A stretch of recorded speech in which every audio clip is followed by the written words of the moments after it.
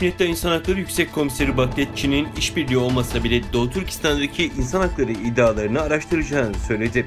Deutsche Welle'nin haberine göre insan hakları aktivistleri ve batılı diplomatlar Çin'in işbirliği olmasa bile Birleşmiş Milletler İnsan Hakları Yüksek Komiseri Michelle Bachelet'in Doğu Türkistan'daki Uygurların durumunu araştırması gerektiğine inanıyor. Bachelet'in Çin'in geciktirmelerine karşı sabrını yitirmiş olabileceğine dair işaretler var.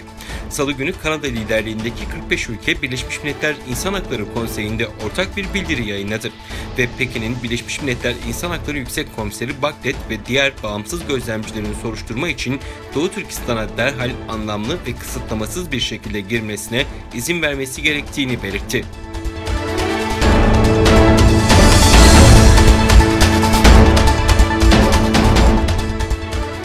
Çin Komünist Partisi'nin kuruluşunun 100. yılı yaklaşırken Çin Propaganda Daire Başkanlığı tarafından İnsan Haklarına Saygı ve Korumada Komünist Parti'nin Çin Komünist Partisi Büyük Uygulaması başlıklı bir beyaz kitap yayınlandı.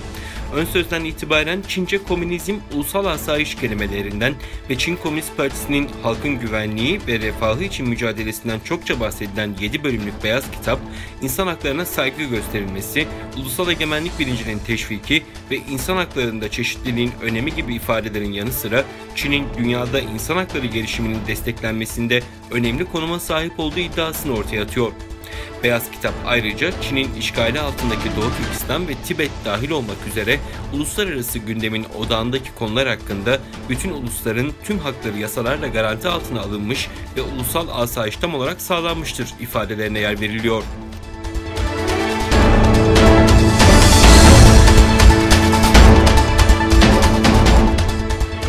Kazakistan merkezli Atatürk isimli insan hakları örgütü YouTube'un aile üyelerinden haber alamayan Doğu Türkistanlıların yaptığı tanık beyanlarının bazılarını kaldırmasının ardından bu videoları başka bir sosyal platforma taşıma kararı aldı.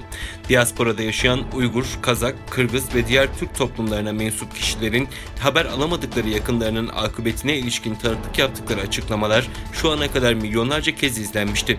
Atatürk'ün kanalı videolarından 12'sinin siber zorbalık ve taciz politikalarına aykırı olduğu iddiasıyla 15 Haziran'da YouTube kurallarını ihlal gerekçesiyle engellendi. Nisan ve Haziran ayları arasında 12 videonun engellenmesine itiraz edildi. Grup videolarından bazılarının yeniden yüklendiğini ifade etti.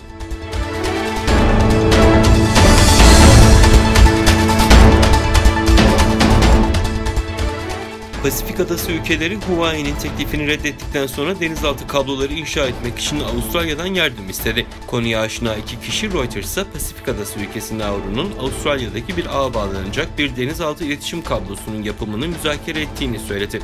Daha önce ülkenin Çin'in bir teklifini reddettiğini bildirdi. Amerika Birleşik Devletleri ve Pasifik müttefikleri Çin tarafından döşenen kabloların bölgesel güvenliği tehlikeye atabileceğinden endişe ediyor.